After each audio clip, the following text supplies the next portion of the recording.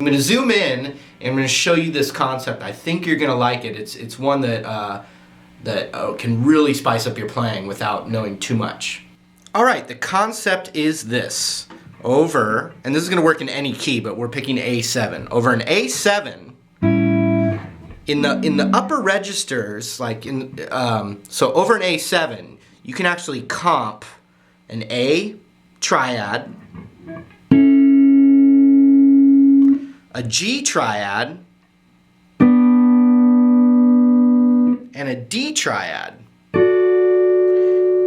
And all those are they all fit underneath an A7 chord and add beautiful flavors that feel great once they resolve back to that A triad. Okay, so I'm going to show you a few of those triad shapes. Okay, so the first one would be the A major triad, and we're going to just cover the 5th fret right there, and then our middle finger right there.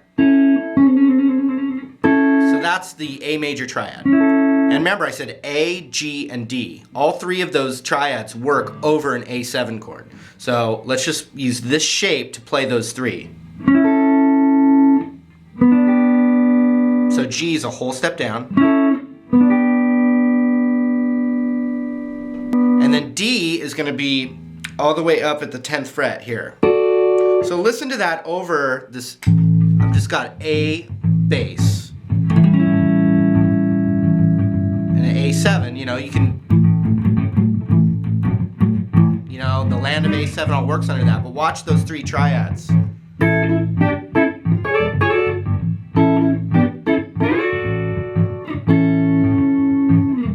So now watch, I'm gonna play an A7 underneath too, so you can really hear that.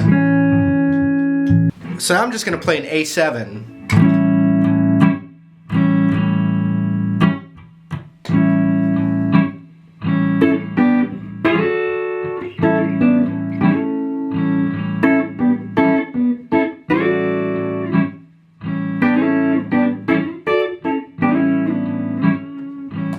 Okay, so all three of those work, but now let's use two other shapes and you're going to start to get the bigger picture here. So we have an A here, a G here, and a D here. Well, now let's use another shape to play those three triads. To play an A major triad with the root on the G string here, we're going to go like this. The 14th fret on the G, 14th fret on the B, and then we're going to do 12th fret on the high E. So that's an A. So that means a G is a whole step down. And then the D is going to be right here. So we have A, G, and the D. Then we have the A, the G, and the D right here. So between all those options,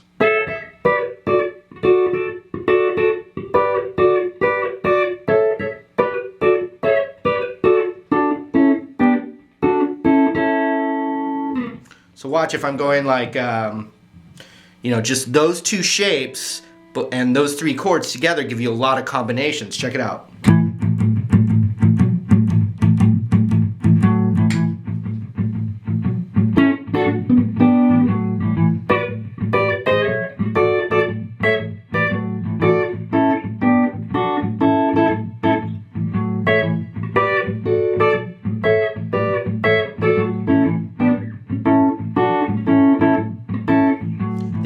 A lot in like kind of the more gospel-y stuff too.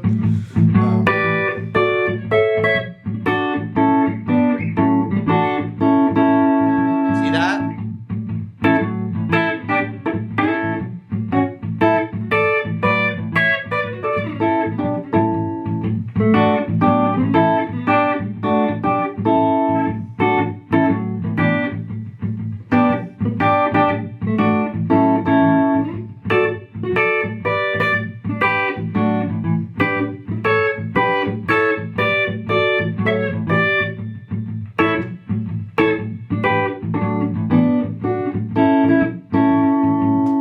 So all that can all be done over an A7. And so what I did, I added another shape, the D shape for those triads. So you had D major, scoot it all the way up to here where the middle finger would be on the 7th, and you've got a G triad. And then the A triad is up here. So all those combinations together over A, and that's what I was doing. So I've got G, D, G,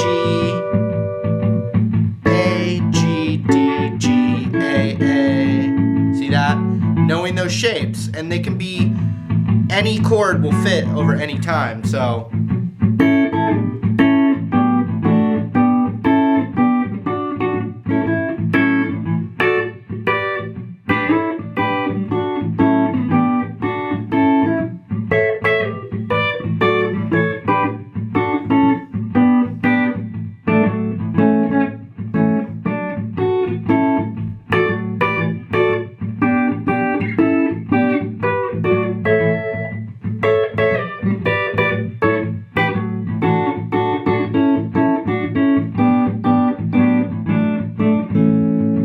The other thing I did, instead of playing with that tone on the high, I'm playing it right here, and so you get this D major inversion that I've taught before in other videos, but basically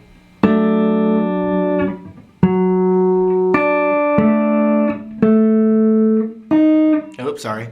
So I'm visualizing the root right there, just like in a D chord, but then my index goes right here, and my ring goes right here. So that's a D, and you got the G, and you got the A. So now you have multiple voicings. So for A, we have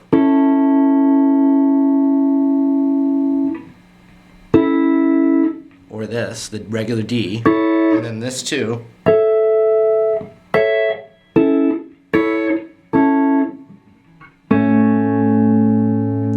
And then for the G, all the same, you know, shapes, but in different spots.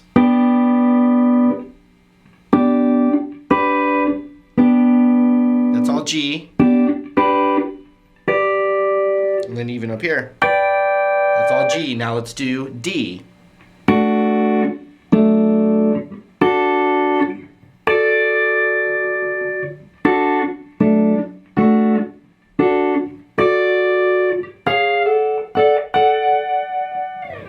And those are all little micro triads underneath an A7. So once again,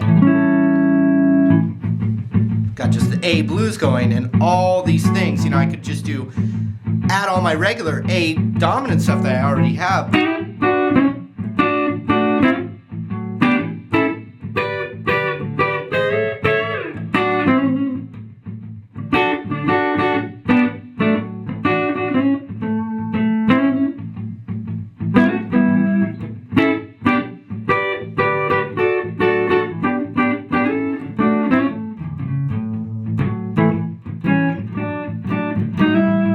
Land of A7.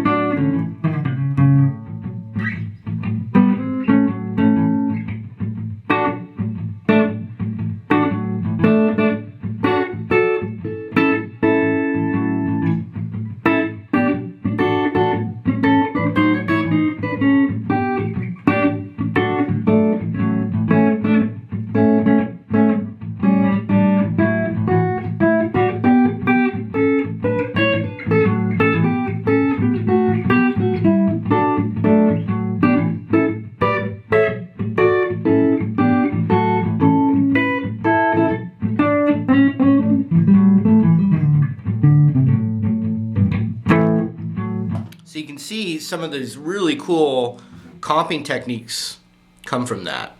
But then, you know, it's one of many concepts, and then the art is mixing all the concepts together in a stew. So once again, just to recap, over an A7 or an A dominant, you always have an A major triad,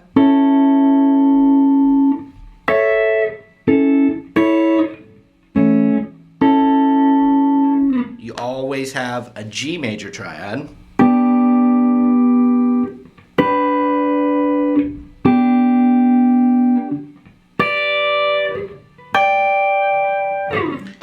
And you always have a D major triad.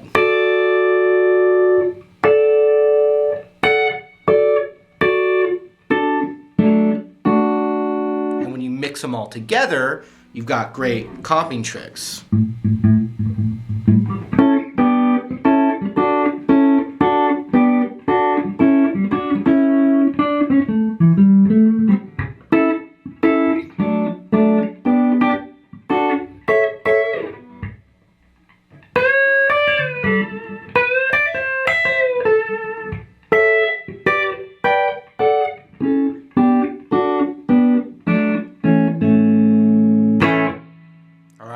So work that stuff out, and there'll be more in the future.